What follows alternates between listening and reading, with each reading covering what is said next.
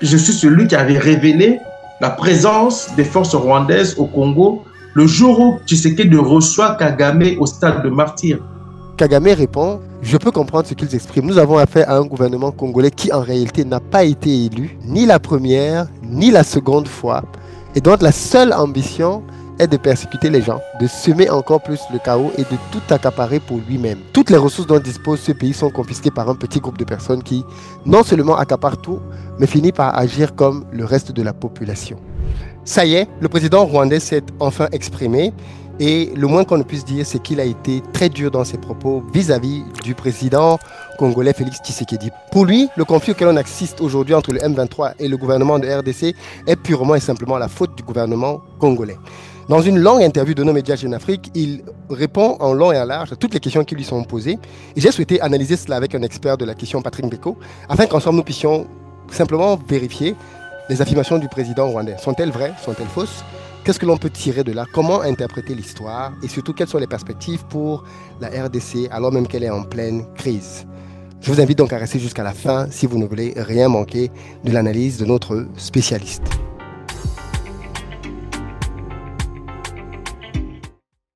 Pour ceux d'entre vous qui êtes en Côte d'Ivoire, qui arrivez prochainement à Abidjan, si vous avez besoin d'un véhicule pour vous déplacer, vous nous contactez au numéro qui s'affiche et on mettra à votre disposition pick-up, SUV berline en fonction de votre budget. Si vous êtes plutôt à la recherche d'une maison pour vous, pour votre famille, comme un investissement, sachez qu'on construit de très belles villas duplex à Bingerville à partir de 42 millions de francs CFA. La particularité, c'est que désormais, les paiements sont échelonnés sur 2 ans pour certaines d'entre elles. Donc n'hésitez pas à nous contacter si cette offre vous intéresse. Accusé de soutenir les rebelles du M23 qui se sont emparés de Goma en République démocratique du Congo, au risque d'ailleurs d'un embrasement régional, le chef d'État rwandais, Paul Kagame, s'est exprimé dans le journal Jeune Afrique et nous nous sommes procuré l'interview afin d'avoir son analyse de la situation en ce moment même dans cette région. Et ce que j'ai souhaité faire simplement aujourd'hui, c'était de pouvoir écouter Patrick Mbeko afin d'avoir une lecture de l'analyse et des propos du chef d'État rwandais, afin que l'on puisse avoir un son de cloche, soit concordant, soit discordant par rapport à ce discours-là. Bonjour Patrick Mbeko, Bonjour Philippe, comment ça va? ça va bien, merci. Super. Moi, ça va. Alors, comme annoncé d'entrée de jeu, le président rwandais Paul Kagame a fait une sortie dans Jeune Afrique, dans laquelle il renvoie clairement la responsabilité de ce qui se passe à l'est de la République démocratique du Congo à son homologue Félix Tshisekedi, en précisant très clairement qu'il n'a pas peur des sanctions internationales. Donc c'est une interview que tu as suivie aussi. Déjà de manière globale, avant même d'entrer dans le détail de l'interview, euh, tu es ressorti de cette interview avec quel sentiment? Pour moi, c'est du déjà vu, hein, parce que ce n'est pas la première interview du genre que le président Kagame donne au magazine, aux médias Jeune Afrique, qui, faut-il le rappeler aussi, est devenu une sorte de succursale médiatique du pouvoir rwandais, puisqu'il faut le dire, M. François Soudan, l'un des responsables de Jeune Afrique, est très proche du président Kagame. Et nous savons aussi que par le passé, on ne sait pas je ne sais pas pour maintenant, mais en tout cas par le passé, Jeune Afrique a reçu des fonds du gouvernement rwandais, ce qui fait qu'à chaque fois que il y a un problème avec le Rwanda, surtout en ce qui concerne la RDC. Vous avez une sortie médiatique du président Kagame via Jeune Afrique. Donc, pour moi, c'est d'abord un exercice de relations publiques auquel nous avons assisté Comment, et qui ne nous apprend pas grand-chose. En tout cas, en qu'est-ce ce qui, qui lég- concerne les arguments. qu'est-ce qui légitime le fait de dire que Jeune Afrique a reçu de l'argent de la part du gouvernement rwandais? Il faut se documenter un peu. Vous savez que je suis les événements dans la région des Grands Lacs depuis une dizaine d'années. Le financement de Jeune Afrique par le régime de Kigali et Colby, il y a même des documents qui sont sortis par le passé. C'est la raison pour laquelle j'ai dit par le passé, on a vu du financement. Aujourd'hui, je ne sais pas. Mais une chose est certaine, selon plusieurs sources d'ailleurs, même à Jeune Afrique, c'est un média qui est très proche du régime de Kigali, qui a des journalistes qui sont très pro-Kagame, à commencer par l'un des responsables de ce magazine, qui est M. François Soudan, qui est un proche du président Kagame. Et c'est connu, c'est un secret de polichinelle, ce que je dis ici. Alors, ce que nous allons faire, c'est que nous allons faire une vidéo en deux étapes, parce qu'il y a beaucoup trop de choses à dire depuis notre dernière interview sur le sujet. Il y a la réaction du président rwandais. Il y a aussi le sommet qui s'est tenu des chefs d'État de la région qui appelle à un cessez-le-feu immédiat. Donc j'aimerais bien que dans peut-être une autre sortie, qu'on revienne davantage en profondeur sur le rôle des chefs d'État et de la région d'ailleurs. Est-ce qu'elle peut peser sur ce conflit-là? Quelles sont les armes et les atouts dont elle dispose? Ou alors c'est juste une sous-région comme d'autres en Afrique, dans laquelle il n'y a pas vraiment beaucoup de pouvoir et d'influence. Alors déjà, Paul Kagame se positionne très clairement dans ce conflit-là, dans lequel il estime que c'est un conflit qui est connu de tous, parce qu'il y aurait, d'après lui, une revendication d'une partie de la population congolaise qui se verrait rejetée par le pouvoir de Félix Tshisekedi. Et donc, lui, il se sent, bien évidemment, de venir en aide à cette partie de la population qui, de ce que j'ai compris, serait d'un même groupement ethnique que lui.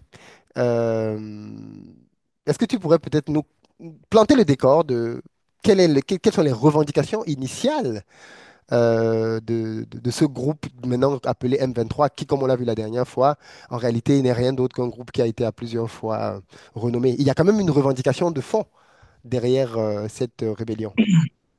Euh, il y a un problème ici. D'abord, est-ce qu'on parle des revendications du M23 ou des revendications du régime de Kigali? C'est là tout le problème, toute la contradiction qu'il y a dans cette affaire, parce que tantôt Kagame nous dit que cette affaire n'est pas une affaire rwandaise, c'est une affaire entre Congolais, Congolo-Congolaises, en présentant le M23 comme un mouvement congolais. Après, ils expliquent qu'ils se sont obligés d'intervenir parce que des Congolais de la même, du même groupe ethnique que lui seraient en danger en RDC. À un moment donné, on se perd. Et en plus, Des Tutsis, hein? des Tutsis, des soi-disant Tutsis congolais. Et puis après, ils expliquent aussi, parce que devant les chefs d'État, on va revenir sur ça, tu l'as dit, devant les chefs d'État, ils parlent d'une menace qui représenterait les FDLR, donc le mouvement rebelle hutu-rwandais qui se trouve à l'est du Congo depuis près de 30 ans. Donc au final, on ne sait pas quelle est la revendication à prendre au sérieux parce qu'on se perd un peu. Et je crois que tu conviendras avec moi, on se connaît, on se tutoie, tu conviendras avec moi qu'il y a un problème. Il y a un problème de logique dans l'implication du Rwanda en RDC. Est-ce qu'on parle d'une implication qui serait liée ou qui est liée à la protection des Congolais, ce qui pose problème parce que ça relève de la souveraineté du Congo?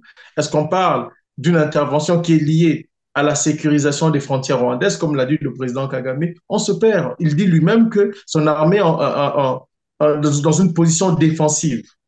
Mais si vous êtes dans une position défensive, qu'est-ce que vous allez faire au Congo pour défendre des soi-disant Congolais qui seraient en danger? Vous voyez? Donc, c'est ça le problème de cohérence dans le discours du Rwanda et de son président.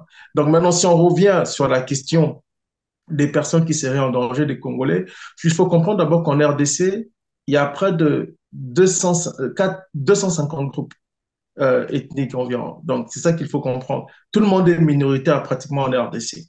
Et l'autre chose qui frappe, c'est que si on se réfère aux arguments du président Kagame, il parle de Tutsis congolais qui seraient en danger.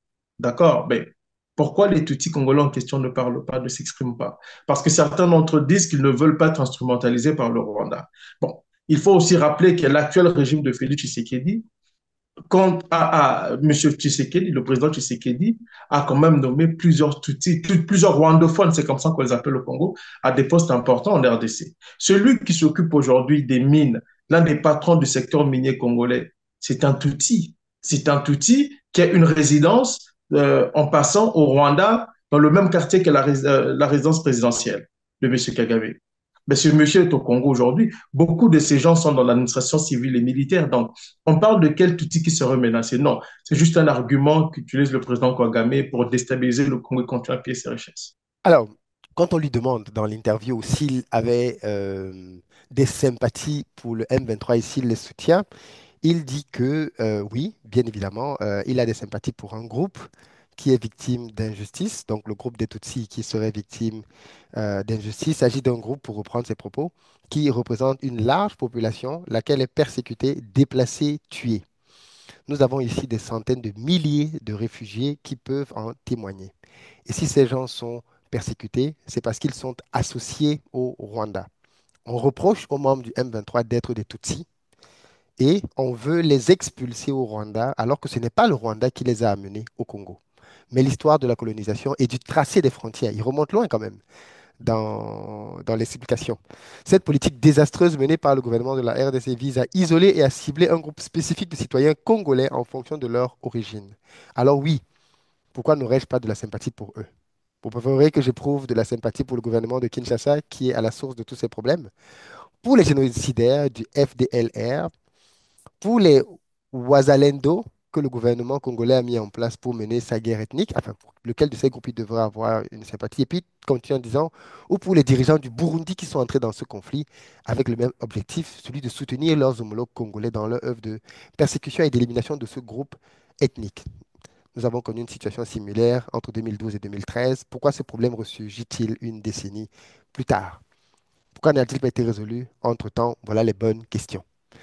On pourrait se demander, déjà d'emblée, Mhm. pourquoi effectivement, depuis 2012-2013, lors de la précédente crise, on pensait que le sujet était clos? Qu'est-ce qui fait que 12 ans plus tard, le problème revient? Et puis, Ben, parce que les ambitions, le Rwanda n'a jamais mis fin, n'a jamais mis un terme à ses ambitions à l'est du Congo depuis 94, depuis l'arrivée au pouvoir du président Kagame, et par la suite lors des invasions répétées du Congo en 96 et puis en 98. Donc, le retour en force du M23 n'est que la suite logique de cette logique de déstabilisation du Congo qui a commencé en 96, 98, 2003 après la signature des accords de paix avec des mouvements comme le CNDP, puis avec l'homme 23 en 2009, qui a été vaincu en 2012 et qui revient aujourd'hui. C'est tout, c'est une logique de déstabilisation qui est cohérent avec les ambitions du président Kagame, qui tantôt nous dit qu'il intervient pour sécuriser les Tutsis congolais, ce qui pose problème parce que c'est au Congo de sécuriser sa propre population. Deuxièmement, qui dit qu'il y a un problème de FDLR dont on ne connaît pas le nombre et qui, faut-il le dire quand même, se révèle être un groupe marginalisé avec des Kalachnikov rouillés et qui n'a jamais représenté une véritable menace pour la sécurité du Rwanda, contrairement à ce que dit le président Kagame. Et je m'appuie ici sur le rapport des Nations Unies. Je m'appuie aussi sur les propos du président, de l'ambassadeur du Rwanda en RDC, celui qui a été chassé il y a 2 ans. M. Vincent Karega, qui a dit que le Rwanda n'avait pas intérêt à intervenir en RDC tout justement parce que la question de FDLR avait été réglée. Et encore une fois, il y a eu une interview qui est passée sous silence dans les grands médias, c'est celle de l'ancien chef d'état-major de l'armée de Kagame, son ami, son ancien compagnon d'armes, le général Kayumba Nyamwasa, qui est aujourd'hui réfugié en Afrique du Sud, et qui a expliqué que la question des Tutsis, soi-disant des Tutsis congolais, avait été réglée depuis 1998, que ça n'existe pas. Et je parle des gens qui ont mis en place la stratégie de déstabilisation du Congo en 96, en 98 et au début des années 2000. Donc, quelqu'un qui est très bien placé, qui a été non seulement chef d'état-major de l'armée rwandaise, mais qui a été aussi le patron des renseignements militaires à un moment donné. Et qui a sauvé d'ailleurs la vie de Kagame au moment où ils étaient encore rebelles. Donc là, on ne parle pas de n'importe qui. Et il a clairement dit sur une chaîne sud-africaine que tout ça était motivé par la volonté du président Kagame de mettre la main sur une partie du Kivu de ses ressources naturelles. L'interview est en ligne. Donc, tout ce que dit le président Kagame n'est pas appuyé et ça relève, encore une fois, je dis, d'une stratégie de déstabilisation clairement articulée, avec bien entendu des arguments qui ne tiennent pas la route et qui ne résistent pas à la réalité des faits sur le terrain. alors, quand on lui demande, parce que du coup, l'interview est quand même assez intéressante, pourquoi est-ce qu'il se mêle donc? Parce que si c'est un groupe congolais, ok, mais pourquoi il se mêle Oui, donc des problèmes des Congolais? Ça devrait rester un problème exactement. congolo-congolais. Qu'est-ce que le Rwanda vient faire là-dedans? Il estime que le Rwanda intervient parce que justement le gouvernement congolais a décidé d'immoler le Rwanda en faisant, en ayant pour objectif de chasser ces gens du Congo vers le Rwanda, donc, et en les assimilant plutôt à une population rwandaise. La question de fond que je me pose, c'est sont-ils congolais ou rwandais au final, ce groupe Tutsi? Alors, il y a une chose qu'il faut comprendre aussi qui est très importante, c'est que vous avez des gens, des Tutsis, qui sont rwandais d'abord, sont des rwandophones, qui résident au Congo depuis plusieurs années, certains ayant acquis la nationalité congolaise. Et vous avez des Donc ils Tutsis sont congolais. qui sont congolais. Ils sont devenus congolais. Ils sont devenus Congolais, mais ils n'ont pas le droit du sol sur le territoire congolais. C'est très difficile. Non, ils n'ont pas le droit, ils n'ont pas la terre sur le territoire congolais. Je suis Canadien. Je suis arrivé au Canada, j'ai la nationalité canadienne.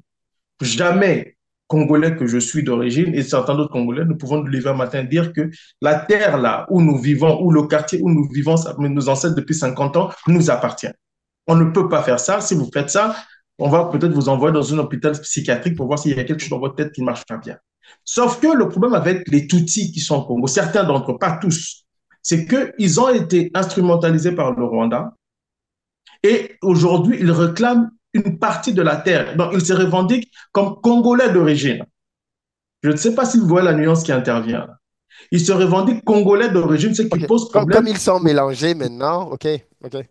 Oui, ce qui pose problème aux yeux de beaucoup d'Autochtones. Et la plupart des Tutsis qui se revendiquent Congolais d'origine sont ceux qui soutiennent l'aventure d'un 23 ou qui sont utilisés par le Rwanda. Et parmi eux, vous avez ceux qu'on a appelés les Banyamulenge, que vous entendez qu'on appelle souvent les Banyamulenge, qui sont en réalité des Rwandais, des rwandophones, qui ont acquis la nationalité. Certains d'entre eux ont acquis la nationalité, d'autres sont devenus Congolais par la force des armes. C'est très important, parce qu'après la guerre de 96 puis de 98, il y a eu des discussions, il y a eu des accords de paix, et c'est en fonction de ces accords de paix pilotés de l'étranger, avec l'assentiment de certains Congolais véreux, parce qu'on va revenir sur ça, ces gens ont été reconnus Congolais et certains se présentent comme étant des Congolais d'origine. Et c'est la raison pour laquelle le président Kagame a l'habitude de remonter à l'histoire de la colonisation pour dire que oui, mais il y avait des terres qui appartenaient au Rwanda qui se retrouvent du côté du Congo. Bon, imaginez si tous les pays africains devaient faire ça. Nous aurons des guerres partout. Donc, c'est un argument déjà qui ne tient pas. Alors, s'agissant de cet outil-là, vous avez deux catégories. Vous avez ceux qui se disent, qui se reconnaissent congolais et qui remercient la RDC de leur reconnaître cette nationalité. Et il y a ceux qui se disent congolais, mais qui travaillent en sous-main pour le Rwanda. Et ce sont eux qui étaient au cœur du 1-23 dès sa création par le Rwanda, parce que le 1-23 a été créé par le Rwanda et l'Ouganda. C'est très important de le comprendre. Et l'autre élément qui est important, c'est que parmi les éléments de ce M23 que l'on présente comme des Congolais, il y a des gens qui ont été des militaires dans l'armée de Kagame, dans l'armée patriotique rwandaise, et qui ont été démobilisés pour se retrouver à l'est du Congo. Je vais vous donner un exemple emblématique pour comprendre où on est. L'ancêtre du M23 s'appelle le CNDP, le Congrès national pour la défense du peuple, composé des Tutsis. Il y avait un général là-dedans qui s'appelait Bosco Tanganda. Ce monsieur était général dans l'armée congolaise. Il a été arrêté par la Cour pénale internationale. Au moment de son jugement, il dira qu'il est rwandais. Il faut que vous compreniez ça. Le monsieur était général dans l'armée congolaise. Le monsieur s'identifiera comme rwandais et demandera à être interrogé en Kinyarwanda. C'est quand même important. Mais ce monsieur était présenté comme étant un Congolais, un soi-disant Banyamulenge. Vous avez un autre qui s'appelle Laurent Kundabatware, qui était à la tête du même CNDP, qui est l'ancêtre du M23, parce que le M23 découle du CNDP. Ce sont les anciens du CNDP qui ont formé le M23.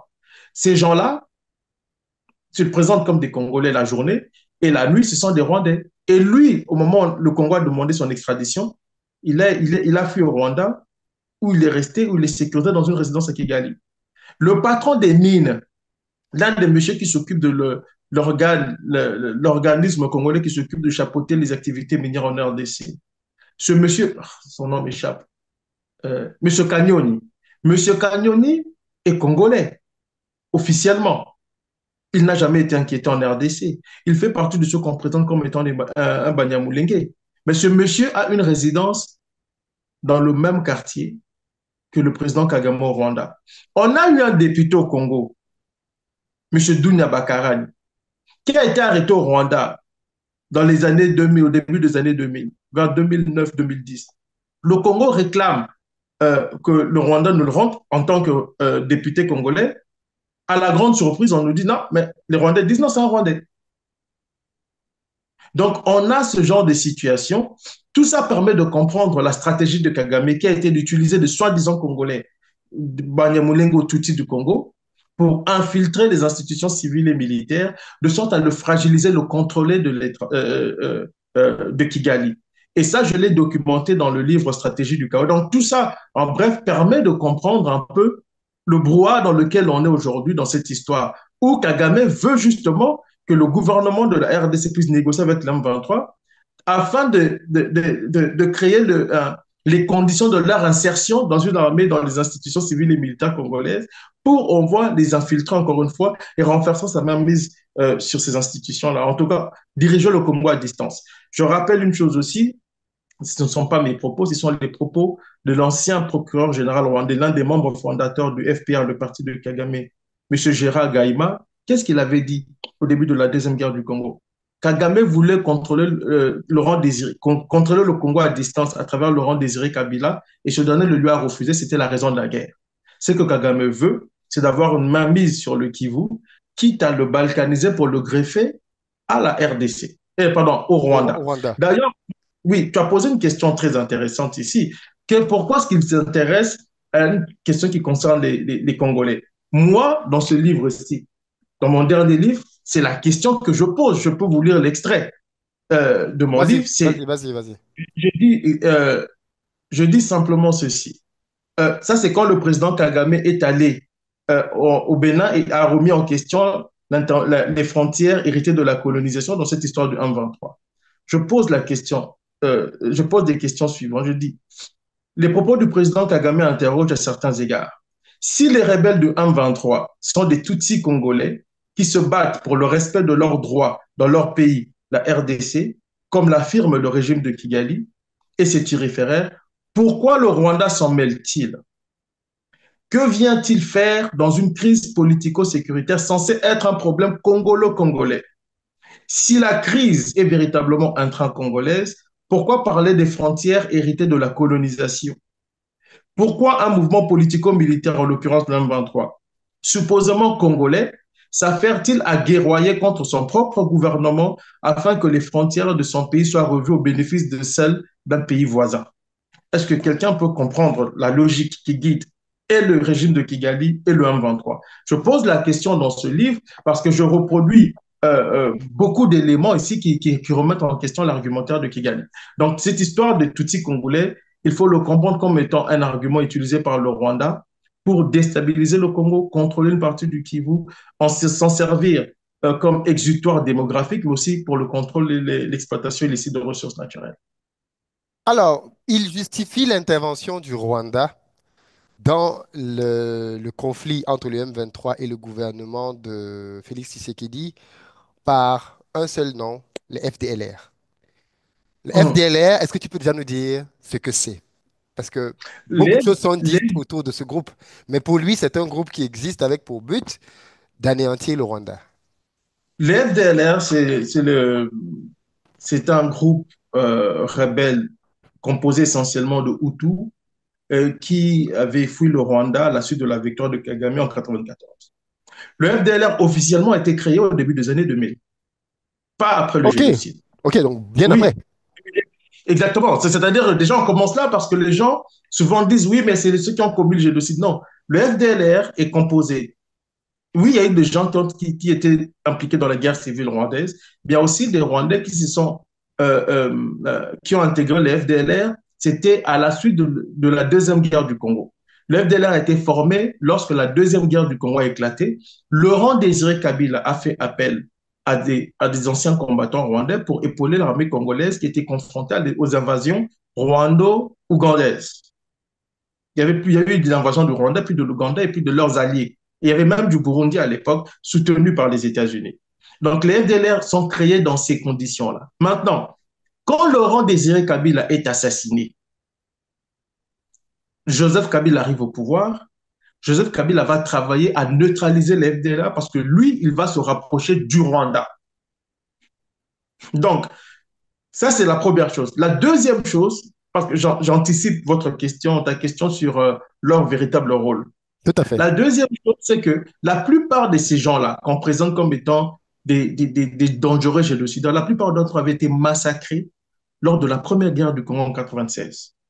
Je rappelle qu'il y a un rapport de l'ONU qui s'appelle le rapport Mapping qui parle de possible génocide à l'époque. Les hommes de Kagame avaient massacré les hommes, les femmes et les enfants hutus rwandais et congolais. Et on parle de près de 400 000 morts. Ils ont massacré, je dis bien des hommes, des femmes et des enfants avec le soutien des États-Unis, parce qu'on sait aujourd'hui qu'il y avait des avions espions américains qui localiser les réfugiés. C'était des réfugiés qui avaient fui le Rwanda, là, à la suite de la guerre civile, et qui ont été systématiquement massacrés. Et on vous dit même dans certaines régions du Congo, par exemple, quand vous arrivez à Mbandaka, un chef-lieu de la province de l'Équateur à l'époque, les gens avaient été tués, jetés dans le fleuve. Il y avait tellement de morts que les habitants des villages avoisinants refusaient de manger le poisson qui provenait du fleuve. Et il y avait tellement de morts que même les Ougandais qui étaient avec les Rwandais, quand ils ont vu le nombre de morts, ils se sont dit, mais c'est bizarre qu'il y ait autant de morts. Les officiers ougandais qui étaient avec leurs amis rwandais, leurs frères rwandais, ont commencé à se méfier des Rwandais qui massacraient les Hutus. J'ai eu moi-même des discussions avec un officier, j'ai eu des discussions avec un officier angolais qui me dira, ces gens étaient tellement barbares que le haut commandement de l'armée angolaise, parce qu'à l'époque, l'Angolais était impliqué auprès du Rwanda et tout pour renverser Mobutu. Les Angolais passeront un message à leurs hommes pour dire que ne vous mélangez pas à ces Rwandais parce que ce sont des barbares. Donc c'est comme ça qu'ils ont toujours fonctionné depuis le Rwanda, depuis l'époque du génocide, ils n'ont pas hésité à sacrifier leurs propres congénères. Et donc au Congo, ils ont fait la même chose. Mais cette fois, ils vont massacrer les Hutus et les Congolais. Et ce sont ces Hutus, ce sont les résidus de ces Hutus-là qui vont créer le FDLR en 2000. Dites-moi, quelle menace ces gens pouvaient représenter pour la sécurité du Rwanda? Aucune menace. On pose la question au président Kagame. Pourquoi aucune menace? Ils ont peut-être pris le temps de s'armer, ils ont peut-être pris le temps d'aller chercher des soutiens financiers, Bon, je logistiques. veux rappeler, c'est une très bonne chose que vous relevez, mais je veux vous rappeler une chose encore importante. Quand Kabila arrive au pouvoir en 87, en 2010, en 97, avec le soutien des Rwandais, le chef d'état-major de l'armée congolaise s'appelle James Kabarebe, aide de camp du président Kagame, qu'on présente à l'époque comme Congolais. Je dis bien chef d'état-major. Pendant 2 ans, le Rwanda a contrôlé tout le Congo, y compris l'Est de la RDC. Je dis bien pendant 2 ans. Ils n'ont jamais chassé des FDLR, ils n'ont jamais vu de FDLR. Je dis bien, ils étaient présents sur le sol congolais pendant 2 ans, En quelle année? de 97 En à fin 99. 88, au début de la Deuxième Guerre. Mais ça ne s'arrête pas là, parce que je vous ai dit qu'ils ont Oui, massacré mais la plupart des... si toi-même tu dis que la FDLR a été créée en 2000, pourquoi tu veux qu'on les chasse en 98? Ils Mais n'existaient pas encore. attends, j'arrive. Ok, Il faut d'accord. comprendre la logique ici. Les Rwandais emmènent Kabila au pouvoir, Laurent Désiré Kabila. Ok, Ils occupent le Congo de 97 à 80, fin 98. ouais. De 96 à 97, ils massacrent d'abord les Hutus, là, qu'ils trouvent, ils les massacrent. Certains Les fuient Hutus dans les qu'ils pays, trouvent au Congo. oui, Ok, dans les camps de réfugiés. Certains fuient dans les pays voisins, d'autres regagnent le Rwanda. On parle de 500 000 Rwandais Hutus qui ont regagné le Rwanda à l'époque. Il restait au Congo près de 1 million. 400 000 ont été massacrés, les autres ont fui dans les pays voisins. OK? Le Rwandais occupe l'est du Congo et même la capitale, parce qu'ils ont un chef d'état-major là-bas qui est rwandais, James Kabarebe, qui est aujourd'hui l'un des plus proches collaborateurs de Kagame, qui était chef d'état-major de l'armée congolaise. ah C'est oui, quand quand même même. important. Ah oui, Chef effectivement. d'état-major.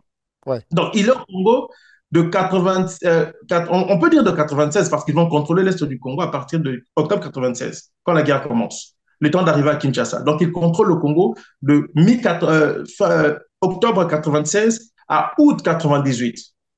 C'est à ce moment-là que Laurent Désiré Kabila, fatigué du comportement des Tutsis rwandais, leur demande de rentrer chez eux. Et en raison de cette demande, Kagame est dans une saine colère. Il décide d'attaquer le Congo. Ça, c'est le début de la deuxième guerre du Congo. Vous comprenez? il estime que c'est une trahison, c'est ça? Exactement. Il Oui. estime que c'est une trahison, qu'il devrait continuer à contrôler le Congo comme il le veut. Il le désire, il le souhaite.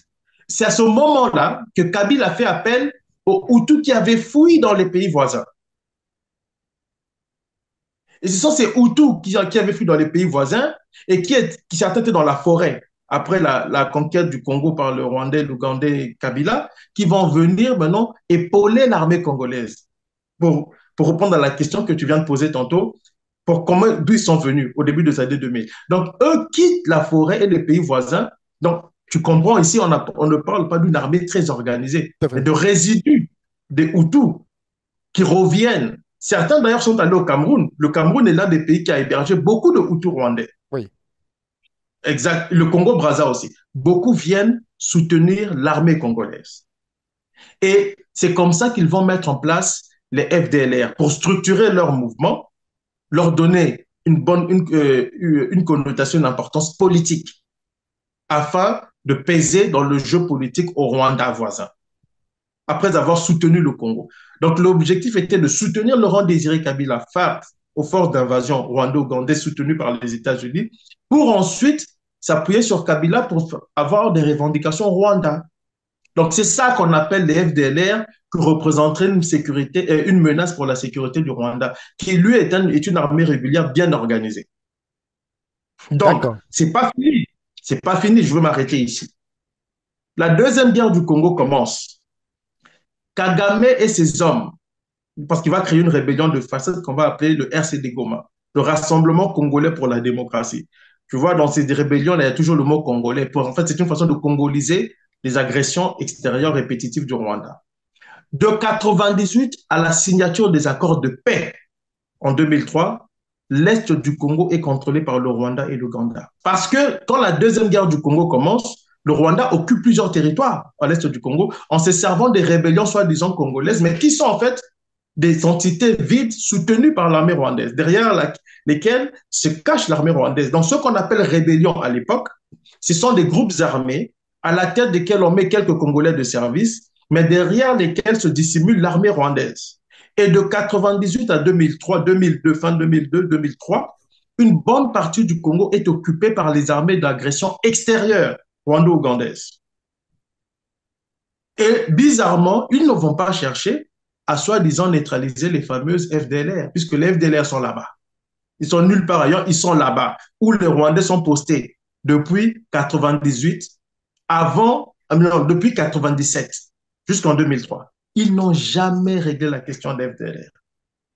Et donc, cet argument, Kagame va s'en servir maintenant pour continuellement déstabiliser le Congo D'accord. en le n'importe comment. Donc, tu vois comment c'est un peu complexe, mais C'est j'essaie de le beaucoup plus rendre un clair. peu C'est plus. beaucoup, beaucoup plus clair maintenant. Il dit d'ailleurs dans la suite de l'interview que la question des FDLR est assez problématique parce qu'il a eu une discussion, par exemple, avec Félix Tshisekedi, qui lui aurait dit que le FDLR était une sorte de mythe, qu'il y a une très forte exagération sur ce qu'est réellement ce groupe et sur sa capacité de nuisance réelle du Rwanda. Mais le président rwandais, en tout cas, persiste et signe. Pour lui, les FDLR entrent, en tout cas au Rwanda, à chaque fois via le Congo. Et donc, ça veut dire que si on veut les combattre, ben, il faut arriver jusqu'au Congo. Bon, la question de savoir, moi je reviens à ce que je viens de te dire. Pourquoi est-ce qu'on ne les a pas combattus quand le Rwanda occupait l'Est du Congo pendant près de 4 ans? Bon, Hmm. la deuxième chose, c'est que les experts des Nations Unies nous ont dit dans leur rapport de 2002 que le Rwanda n'est jamais allé au Congo pour combattre les FDLR. Bien au contraire, il se sert des FDLR comme argument pour occuper l'Est congolais. C'est ce que j'ai appelé dans mon livre, c'est le concept de la fabrication de l'ennemi. C'est-à-dire que vous devez fabriquer un ennemi imaginaire et la menace imaginaire qu'il incarnerait pour pouvoir justifier l'intervention militaire à son égard. Maintenant, je veux te citer encore une fois, ça c'est un monsieur qui s'appelle Christophe Akizabara, qui était un ancien combattant de route de Kagame. Voilà ce qu'il dit en 93, à l'époque où Kagame est encore chef rebelle, et ils font la guerre contre le Rwanda. Il dit ceci. Ça, c'est lui qui dit. Hein. Il dit, en 93, il était déjà question de s'emparer tôt ou tard du Kivu. Et ça, c'est dans une interview avec la journaliste Colette Brackman, qui est réputée proche de Kigali en passant, de Kagame. Ça c'est le monsieur qui dit, Akizibara, le proche de l'ancien compagnon d'armes de Kagame. Lorsque l'on parlait des moyens du FPR, que l'on faisait remarquer que les collectes auprès des Tutsis de la diaspora ne suffisaient pas, un commissaire politique comme Wilson Witaïsiré répondait toujours sans se troubler. Ne vous inquiétez pas, Kagame a ses moyens financiers et le Congo est riche. Ça, c'est en 93. Kagame n'est pas encore au pouvoir. Celui qui le dit, c'est pas Patrick Mbeko, c'est son compagnon de route. Et je peux vous donner beaucoup d'éléments ici qui étaient ce que je vous dis. Je vous cite ici le rapport des Nations Unies 2002. Les groupes d'experts disent ceci.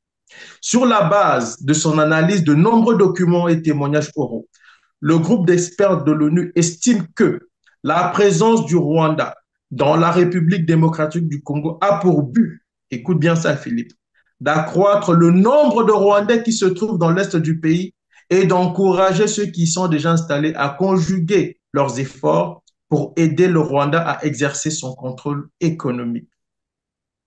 Ce rapport, cet extrait de rapport date de 2002, donc de 23 ans.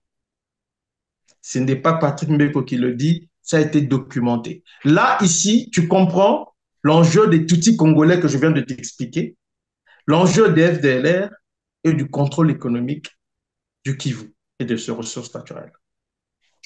Qu'est-ce qui fait que le président rwandais s'en prenne aussi virulemment à son homologue congolais dans l'interview? J'ai jamais entendu un chef d'État parler ainsi d'un autre. Il dit, parce qu'on lui pose la question, on lui dit que le M23 et l'Alliance Fleuve Congo ont un programme politique clair et revendiqué le départ de Félix Tshisekedi du pouvoir.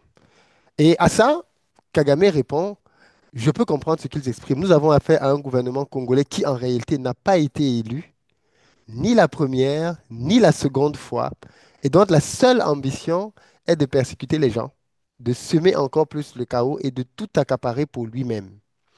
Toutes les ressources dont dispose ce pays sont confisquées par un petit groupe de personnes qui non seulement accaparent tout, mais finit par agir comme le reste de la population. C'est gravissime quand même. Je n'ai jamais entendu un Euh, président parler comme ça. il faut dire que dans cette histoire du M23, il y a aussi un aspect très personnel entre le président Kagame et le président Tshisekedi.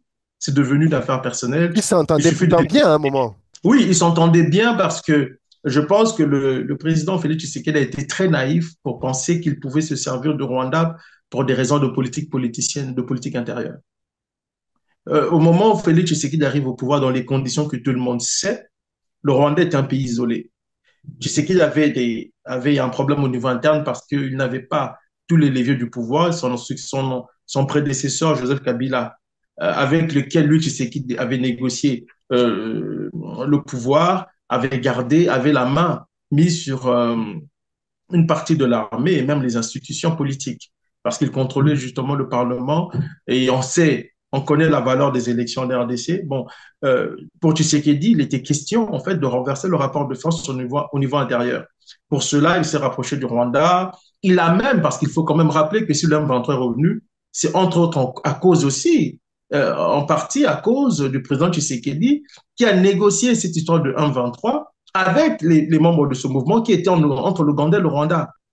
Parce que Tshisekedi voulait se servir du M23 justement dans sa propre stratégie de politique intérieure, sans compter bien entendu les discussions qu'il y avait eu, parce qu'il faut quand même dire que quand Joseph Kabila quitte le pouvoir, il laisse le dossier de M23 sur la table, qui n'est pas encore véritablement réglé, leur insertion dans l'armée, dans les services de sécurité civile et militaire. Le M23 était aussi un allié politique du régime de M. Kabila. Donc, quand Tshisekedi arrive, il trouve la question sur la table. Il récupère le problème du M23 et veut l'instrumentaliser dans le sens de ses propres intérêts et ça finit par se retourner contre lui. Et donc, Tshisekedi ne comprend pas que Kagame a toujours des velléités à l'égard du Congo. Donc, il a essayé, pour des raisons de politique politicienne et par court-termisme politique, de jouer. Moi, j'avais écrit un texte à l'époque, tu sais qu'il joue avec le feu. Je suis celui qui avait révélé la présence des forces rwandaises au Congo le jour où Tshisekedi reçoit Kagame au stade de Martyr à l'occasion des obsèques de son père Étienne Tshisekedi. Le jour où Kagame vient à Kinshasa, aux grandes dames de la grande majorité des Congolais, les forces rwandaises étaient déployées dans le Kivu clandestinement. Je l'ai révélé à l'époque déjà. Il y avait deux bataillons selon mes sources. Mes sources, c'était des sources rwandaises. Donc, quand je l'ai dit, j'ai été insulté. Mais en fait, ici, on a affaire à un homme Tshisekedi, qui a manqué de clairvoyance et qui, pour des raisons de politique politicienne, a fait rentrer le loup dans la bergerie et ça nous cause des dégâts. Et comme les deux hommes ne s'entendent plus, donc les discussions virées les divergences sont virées aux insultes et tu as vu les propos du président Kagame, mais aussi du président Tshisekedi Ouais. à l'égard de son homologue, sont des propos qui sortent du cadre diplomatique. On n'a jamais vu des chefs d'État se parler comme ça. Et donc, c'est aussi une affaire personnelle. Là-dedans, au-delà des revendications fallacieuses du 1-23 ou des arguments fallacieux du président Kagame, il y a aussi une affaire d'ego entre deux chefs d'État l'un voulant contrôler le pays de l'autre. C'est ça aussi la réalité. L'autre voulant s'éterniser au pouvoir après des décisions aujourd'hui qui hypothèquent l'avenir de son propre pays. Alors, on lui demande, l'offensive du M23 sur Goma a fait près de 3000 morts. Reconnaissez-vous une part de responsabilité du Rwanda dans ce bilan? Il dit, aucune. Les mesures que nous avons prises ne sont que défensives. D'autre part, la majorité des victimes recensées étaient des soldats des FARC, des FDLR et des supplétifs armés Ouazalendo qui les assistaient au combat. Le nombre de victimes civiles est estimé à 500 environ. Comme dans tout conflit, malheureusement, les civils se retrouvent pris entre deux feux et il est souvent difficile de déterminer avec exactitude qui est responsable de ces pertes. Pour le reste, pourquoi voulez-vous tenir qui que ce soit, le Rwanda ou n'importe qui d'autre responsable d'avoir tué des ennemis qui le combattaient? Bon, c'est la réponse d'un chef d'État, c'est tout à fait normal. Bon, il dit qu'il c'est 2000 combattants. Euh, Admettons que ce soit 2000 combattants des FARDC, des Ouazalendo, des FDLR qui ont été tués. Si vous comparez le nombre de jours de combat dans la ville, c'est quand même énorme.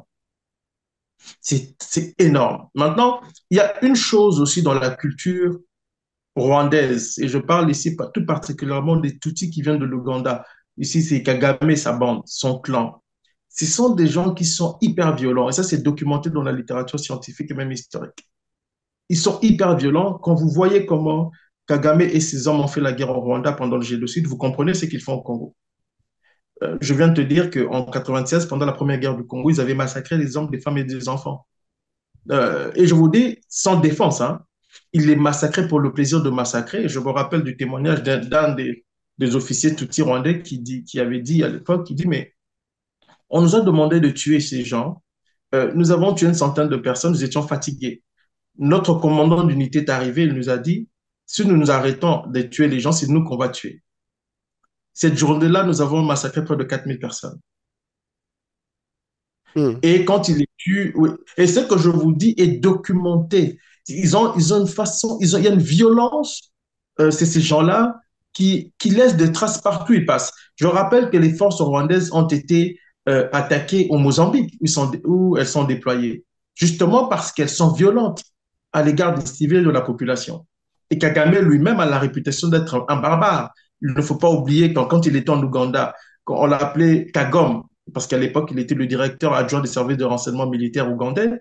On l'appelait Kagame justement parce qu'il avait la réputation d'être un vrai tortionnaire. Quand tu tombais dans ses mains, tu n'avais pas la chance de t'en sortir. Il tuait, il tuait sans froid.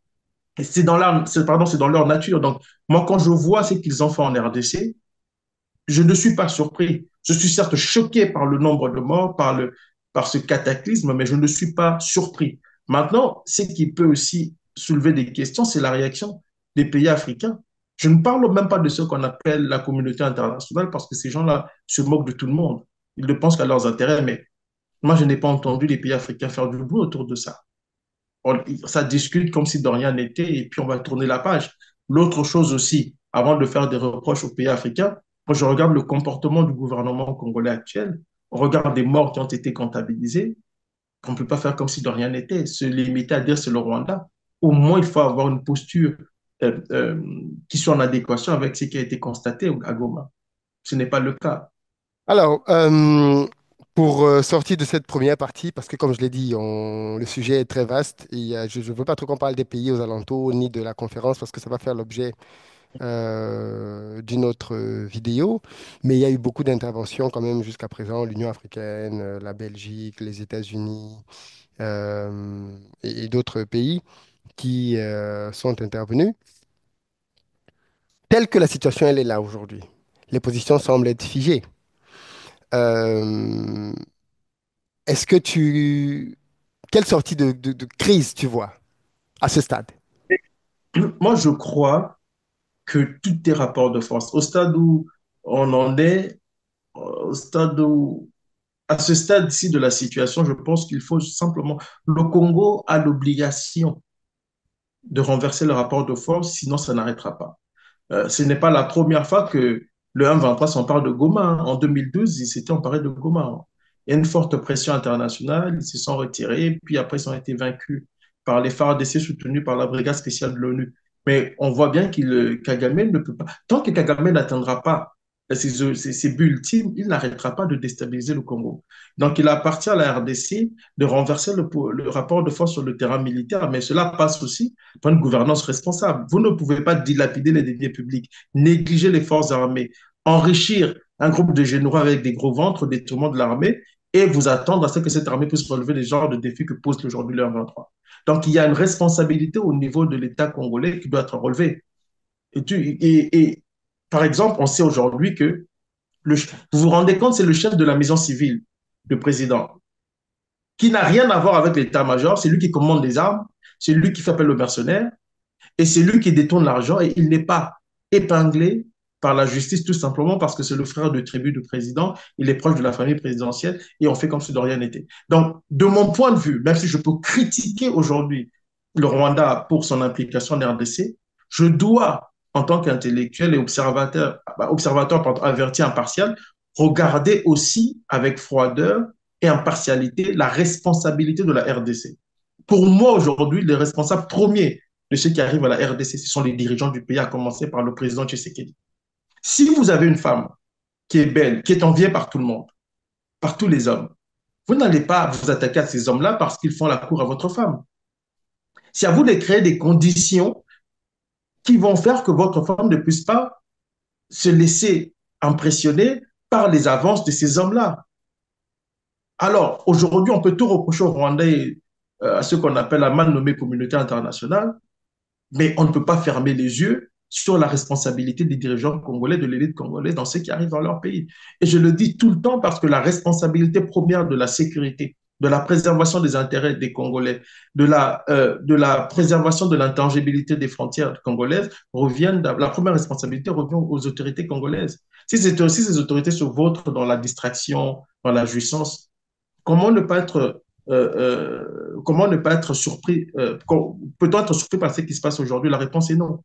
Donc pour moi, il faut renverser le rapport de force et cela passe aussi par un changement profond à la tête de l'État congolais, en tout cas au niveau de la gouvernance. Merci beaucoup, Patrick Mbeko, pour tes réponses à nos sollicitations.